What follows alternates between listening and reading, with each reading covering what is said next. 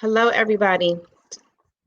So I wanted to come on here and do some tips on some 3 tips on how to keep your business going, how to keep yourself going during this pandemic.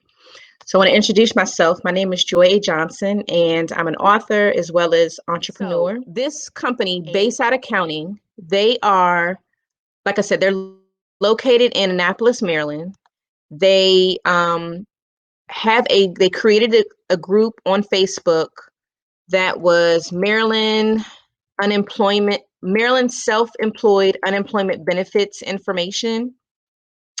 And in them doing that, they did a wonderful job of answering a lot of our questions, helping us with understanding, how to do different things. Sometimes you have just a quick question, and if you go on their Facebook page, it's Bayside Accounting and Consulting. They have for $50, you can do a quick 20-minute call, and they can answer all of your questions that you can throw at them in 20 minutes. I know that it works because my sister actually utilized it to ask some questions that she had.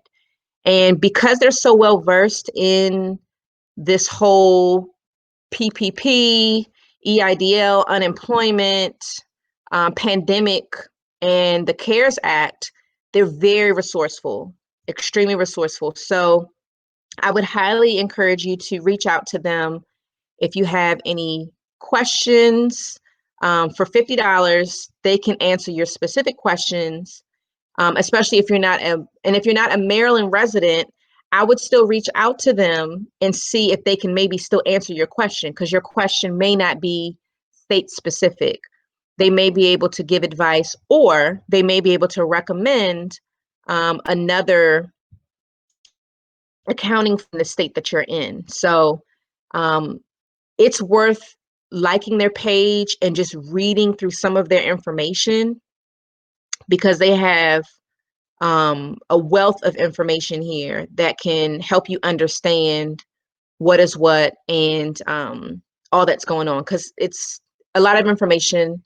Things are very confusing, and a lot of people don't want to do the wrong thing, which I totally get, totally understand, but don't let your fear harbor you from moving forward and looking up information and getting some information. So I wanted to make sure I definitely shared their information.